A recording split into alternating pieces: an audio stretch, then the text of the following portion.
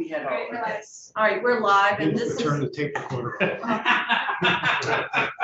this is Senate Appropriations Committee, and this really is not anything to do with appropriations at all. It has to do with spending some time with our NCSL liaison, who's been, I think you've been assigned to Vermont for a number of years.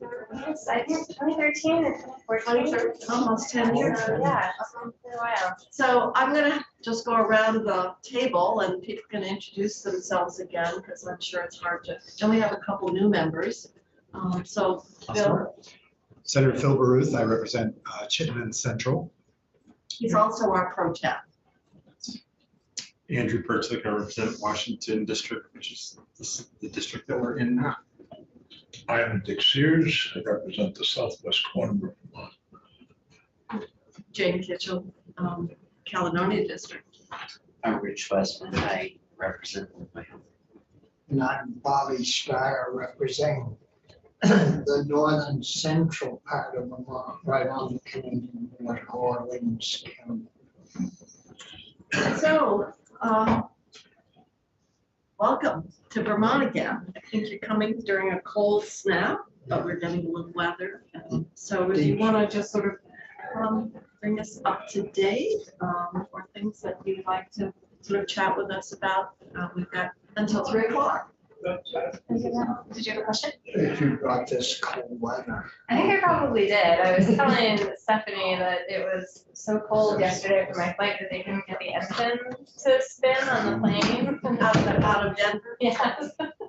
So I was a little delayed. So sorry for the weather. Yeah, but Madam Chair, members of the committee, thank you so much for having me here today and taking the time. I'm Erica McKellar. I am actually in the Fiscal Affairs program at NCSL, so I work primarily on issues around state fiscal conditions and state budget process issues. But I also am very lucky to be NCSL's liaison to the Vermont legislature.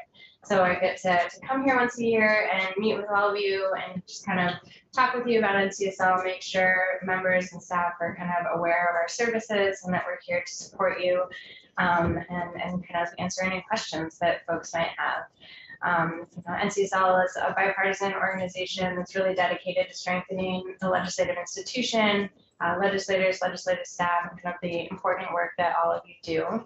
I think most of you are probably familiar with NCSL and a lot of what we do. You know, we do a lot of publications, a lot of research, publish a lot of issue briefs, and do some webinars.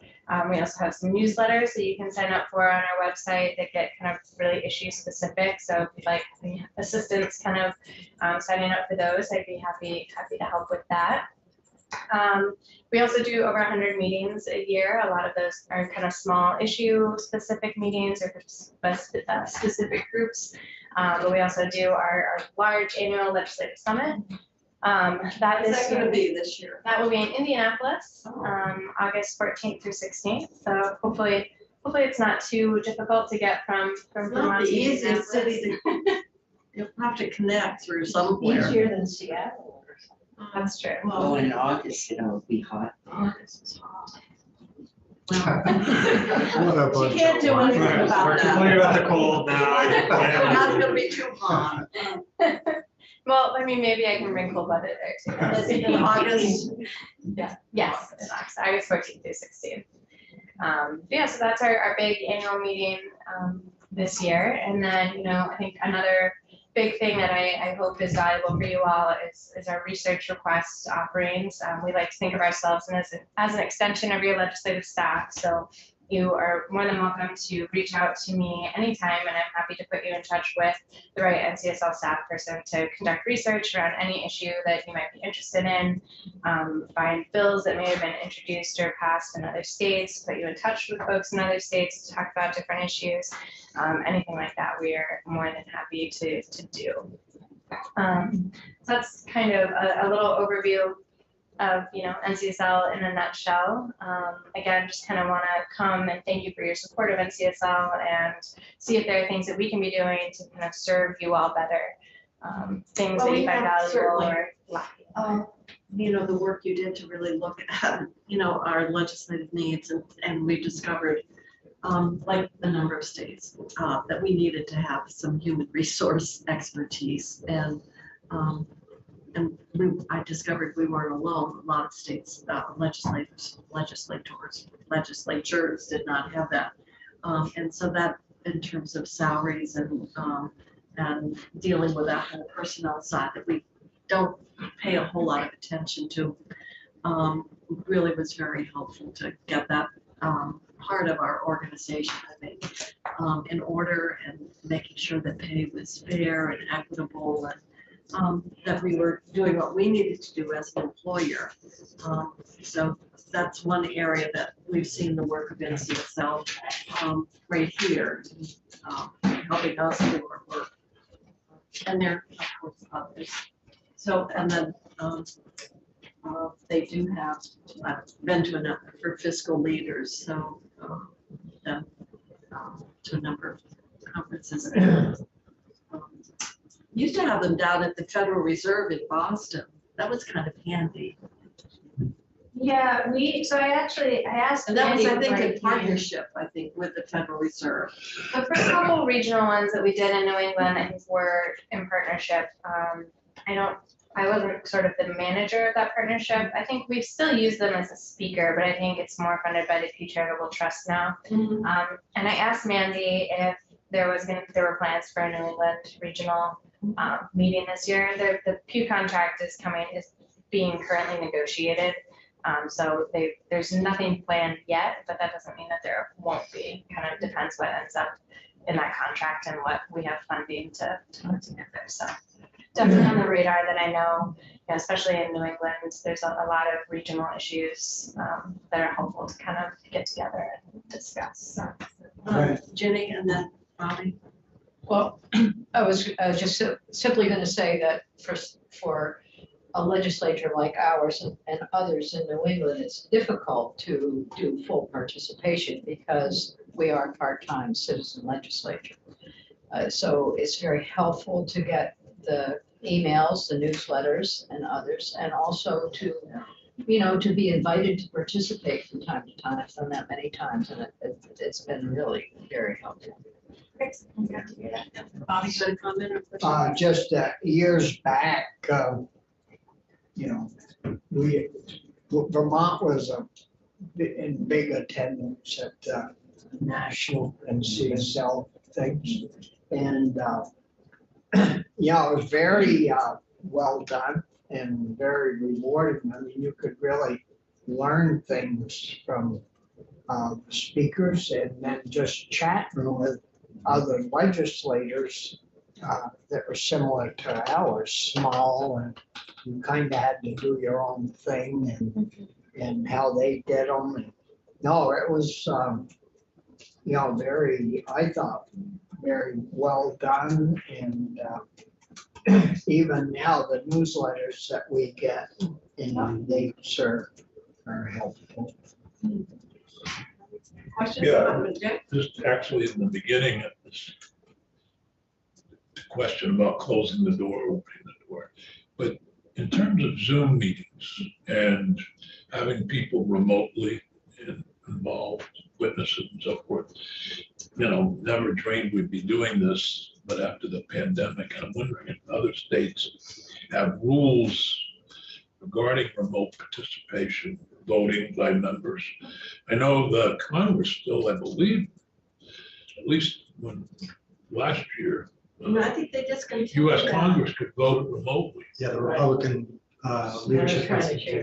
Just recently discontinued it. But what are some of the rules other states are using? It would be interesting to know as we try to work our way through. One of the issues is transparency. And it's the reason to open the door when we're not on Zoom, if there's a quorum of the committee present. Just so we're not doing any business behind closed doors. Only in the men's Or room. private. Only in the men's. I was just curious if that's in rule or if it's just something. It's that just you our adopted. policy within the Senate, not even mirrored in the House. But yes, we were following that very closely as those kind of rules evolved in the states. And I'd be happy to kind of send you some information. I'll have Natalie and her colleagues in our Center for Legislative Strengthening kind of send you some information. They've been kind of tracking, some states have rolled back some of those rules, some states have kept them. So I think it's definitely an interesting topic that we. And we just had training on sexual harassment and, workplace requirements. And that was I thought, very good. There's another very discrete area which is not related to our rules, but looking at telemedicine and how telemedicine is being used for mental health counseling with out-of-state licensed counselors. So to what extent? Yeah, we have a states allow special that? program that we put in place so that out-of-state licensee can be licensed for a short term or long term, but I'm wondering what other states are doing in the area of telemed, telehealth. I did participate in a webinar and help give the webinar, but I don't know what's transpired in the past year and a half. And we'll take that back. And Andy? I'm assuming NCSL is involved with government ops and maybe in the past done studies about legislative compensation and how that differs throughout the different states, even the ones that are citizen legislatures. Because they were looking at that again this year. So I don't know if they've already been in contact with you all about updating any past studies. My understanding is there's NCSL has looked at, at least provided us, here's what that suite of. Well, at least we're doing better than New Hampshire. They Yeah, got- no, I don't know how they got get 100 400 bucks. people to do it. I was sitting next to a guy at an NCSL event, and I was, moaning about how little we got. He was just looking at me like, Yeah. "You poor deluded fool." And then he said, "We get $100." And I thought he was kidding. And there's 400. And there's 400 in there. Yeah, be careful. Maybe People they- are running for it though. I know. Maybe Yeah. they could, and the irony is that the power is in a 5-member Yeah. executive council, not in the legislature. Even the governor doesn't do appointments for his departmental heads. That's done by the executive, and it's designed to neutralize, Everything. power. Not all spent. That's in New Yeah, and all Hampshire. spending, I think about 5,000 or 10,000 contracts. So it's very interesting what the political environment that exists right across the river. But you see that, I'm sure, as you travel around the country. Yeah, no two states are the same, that's for sure. But yeah, I don't know to what extent NCSL has done specific legislative pay studies within state legislatures. I know we do it for legislative staff structures. I do know, we track compensation across the state, so we do have a lot of information on the pay and benefits for different legislatures across the country that we can provide. But I can also talk with them about whether, some type of study is something that NCSL can provide. It's not just the compensation, like in New York, it's full-time. And you have a home office, and then you have another office at Albany, and you have staff. So it's not only the compensation, but it's also what you have for administrative support. Right, no, it's Chair. We don't even have, people say, I got calls that, I'm sorry to call you at home, but I couldn't find any other number. And it was like, well, that's all there is. We don't have an office. Well, this is our your office. yeah. This is our office right here. So it's. I use the kitchen table. Yeah, Yeah. well, we certainly did when we had Zoom. Yeah. I did get to move into the dining area. Yeah. Really fun. No, I can I tell did you, for a little while and then I got pushed out. it seems like we found everybody's child. It was. I found an office at my house. You did? Yeah. Murph moved downstairs. So we got to see My office people's is so pets, full we of got books to and see things. people's spouses in the background. It was quite an interesting experience. I know my husband and I, we have kind of one home office area, which worked well before the pandemic. And then we were kind of trading off who was using it based on who had more calls and things. And at some point, I feel like I just stopped kind of getting to go in the office just to happily move stuff. So one day I was like, wait a minute, why am I just at the kitchen table? Yeah, so it did impact how we did our work. And is your staff around the country or mostly in DC? We are based in Denver. We have, I think, 145 or so staff in Denver that work mostly in kind of state issues. And then we have a small office in DC that we work closely with that they help staff our committees along with some of our Denver staff. And our committees help kind of shape NCSL's policies when we lobby to the federal government on behalf of states. If you're interested in getting involved with one of those, I'd be happy to kind of help you navigate that. You just need to kind of let us know and get approval from the Senate President to attend. But yeah, so we have a small office in DC, but we're largely based in Denver. I think the thinking originally was not to be in DC because we really wanted to show that we were dedicated to the states. So not federal. And Colorado was a good spot. And Denver is amazing. And Denver is what? Amazing. I cannot, every time you go to, the first time I went, I think to Denver for a meeting was in the early 70s. And the whole Front Range was open. Yeah. And Yeah, it's changed a I lot. drove down to Colorado Springs and stuff. And my son had a house in Fort Collins and now it's just all developed, the whole Front Range, it's really It's all one incredible. It is, Yeah. it's just, you Yeah. know, shopping mall after whatever, from, Oh, You're right. need some land use planning. Yeah, yeah. That's Good Yeah. example of what happens when you don't have good. Yeah, I know, it's really, very striking, the amount of growth that's happened in, now you've got the whole issue about water, that's gonna be, the big challenge. And Yeah, there's- I grew up in a western suburb of Denver, and when I was growing up, there was nothing out there, and now it's very built up. But I went to college up in Maine, and my husband's family is from Brattleboro, so Brattleboro. getting up to his mother's family is from Brattleboro. So they sell their water rights separately from land. Oh, that, yeah. It's so valuable. They're huge contracts. So they say, whiskey's for drinking and water's for fighting over, it's that valuable. Yeah, We there's a lot talked of about rules. Yeah. that in ag this morning. Oh, I know. Other questions or comments or whatever? Now we've had the benefit of a few minutes with Erica. Thank you all again. Thanks. Really appreciate your support of NCSL. Again, I know you all have other contacts that you work with at NCSL, but if there's ever anything you need, please feel free to reach out to me. Happy to do your Today's contact. about to go. Oh, You did a lot on childcare, but you've already done. This significant amount. Colorado River use fails. Oh, excellent. I still have.